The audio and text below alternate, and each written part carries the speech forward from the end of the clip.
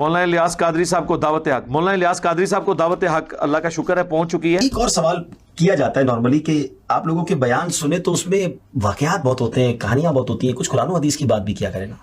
تو کیا مطلب واقعہ بیان کرنا جھوٹ نہیں ہے۔ واقعہ میں ایک نفسیاتی طور پہ اٹریکشن ہوتا ہے۔ الحمدللہ اب تو لاکھوں کی تو کروڑوں کی مطلب یعنی کہ بہانے ہیں۔ تاکہ صاحب شروع میں جب میں بیان کرتا تھا تو جنہوں نے میرے پورے پرانے بیان سنے ہوں گے ان کو پتا ہوگا، میں جب جاتا تھا نا تو الحمد و صلات کر کے صلاۃ والسلام علیک یا رسول اللہ وغیرہ پڑھا کر میں درود شریف فضیلت بیان کر کے وہ سیدھا میں اسٹارٹ لیتا تھا کسی واقعے سے، تو جانے والا بھی تھوڑا پاؤں رک جا کے آگے کیا ہوگا، یہ کیا ہوگا، اچھا یوں ہوا تو پھر کیا ہوا۔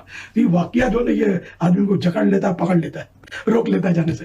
یہ سن کر پھر مزید سنے گا تو وہ گھر کیا بولتا مسجد کا رخ کرے گا، عائشہ کی نماز تم نے پڑھی نہیں ابھی تک، چلو یار پڑھ لیتے ہیں۔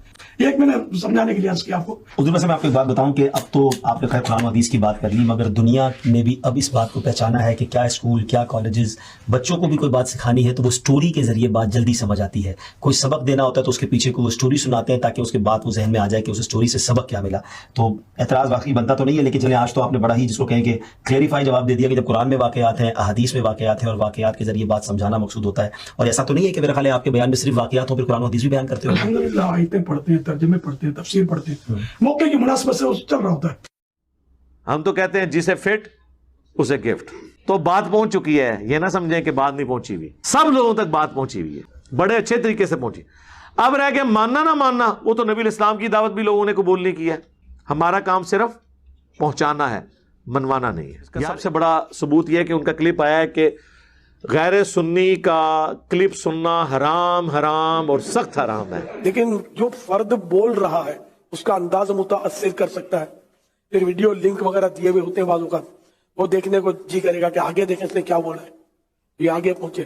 یہ بھی ویڈیو لنک بھی نہیں ہے، خالی اس کے 30 سیکنڈ کا کوئی کلپ ہے، لیکن اس کا انداز پسند آ گیا، شیطان نے پسند کروا دیا، تو پھر پوچھیں گے یہ کون ہے، کہاں، یہ ہاں بھائی فلاں اس کا پیج ہے۔ اب اس کے پیج پہ پہنچے تو اس کے پیج پہ خود بھی چپک گئے تو کیا کرو گے، جہنم میں جا کے اکھڑو گے۔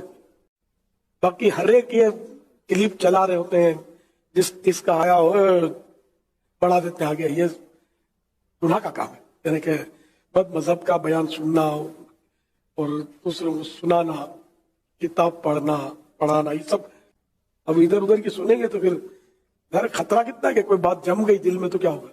ہم بھلے ہمارے اعلیٰ حضرت امام احمد رضا خان بھلے، تو بس تو یہ اور ان کو ماننے والے علماء کو ہم نے سننا اور ان کی بات کرنی ہے، ان کی کتاب دیکھنی ہے بس۔ وہ اب میں اسی لیے میں نے آپ کو اعلیٰ حضرت کا پتہ دے دیا ہے بھی یہ ماہ رضا، سچی رات ماہ رضا کی اعلیٰ حضرت رحمۃ اللہ علیہ امام احمد رضا خان 25 شریف آپ کا عرس ہے، بس ان کے قدموں سے لگے رہو، انشاءاللہ بیڑا پار ہے۔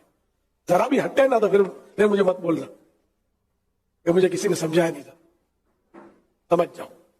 اعلیٰ حضرت رحمۃ اللہ علیہ کو اپنا آئیڈیل بنا لے۔ یہ کان کھول کے سن لیں، بد مذہب کا کلپ غیر عالم کو سننا حرام حرام حرام، اور اگر دوسرے کو بھیجا اس نے اور وہ بھی غیر عالم ہے سامنے والا تو اس کو بھیجنا بھی حرام حرام حرام۔ یہ بہت بھیجتے ہیں، یہ بیچارے اتنا نہیں سوچتے کہ یہ ایک کلپ چلو مجھے کہیں سے پھرتا پھراتا گھس گیا میرے فون میں، اب میرا کام کیا ہے کہ میں اگر اس کا سڑا ہوا چہرہ دیکھوں تو اس کو وہیں دفع کر دوں کہ بھاگ جیسے تو کہاں فون میں گھس گیا، یوں کرے نہ کہ اس کو سنے کہ یار کیا کہتا ہے، یہ کیا کہتا ہے، وہ کیا کہتا ہے۔ اس میں تو مطلب گمراہ ہوتے دیر نہیں لگے گی، اور گمراہ نہیں بھی میں تب بھی سننا حرام ہے۔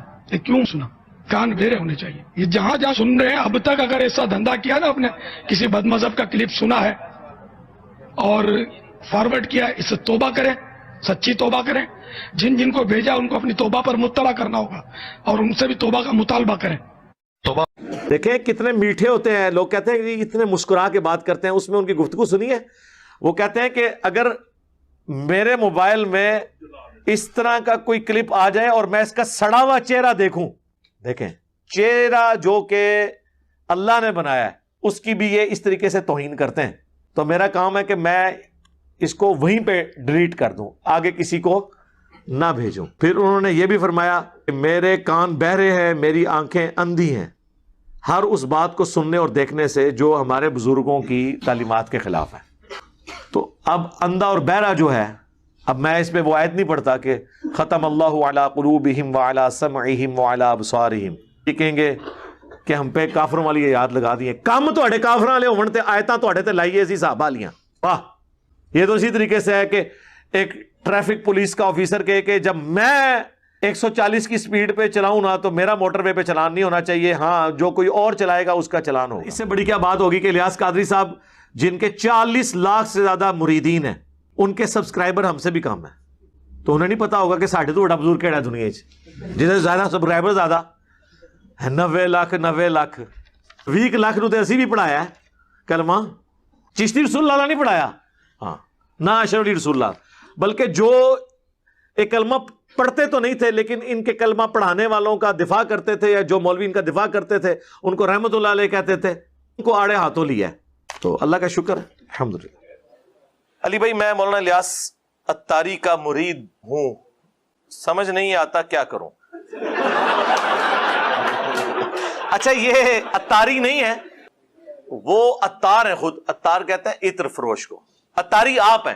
جیسے عبد القادر جیلانی تھا نا، تو عبد القادر کے مرید قادری کہلاتے ہیں. یہ قادری عبد القادر سے نکلا ہوا ہے. یہ انہوں نے اپنا تخلص رکھا ہے اتار، عطر فروش.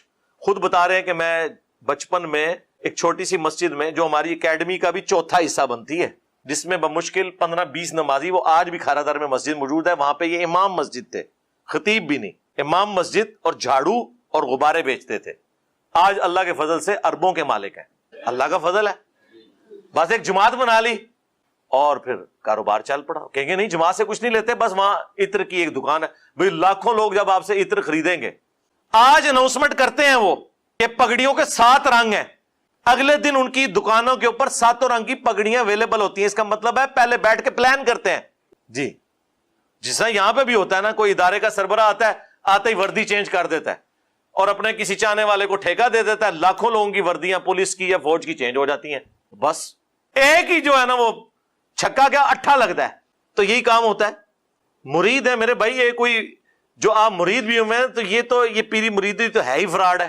مرید تو صرف خلیفۃ المسلمین کے آپ ہوتے ہیں، وہ بھی اللہ اور اس کے رسول کے احکامات کے اندر.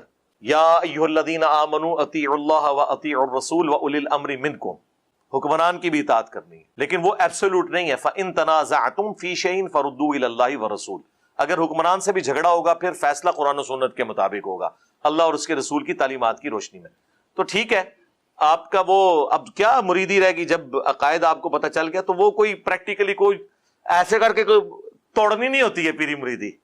وہ پہلے ہی ایک فراڈ تھا. ٹھیک ہے چھوڑیں اس کو.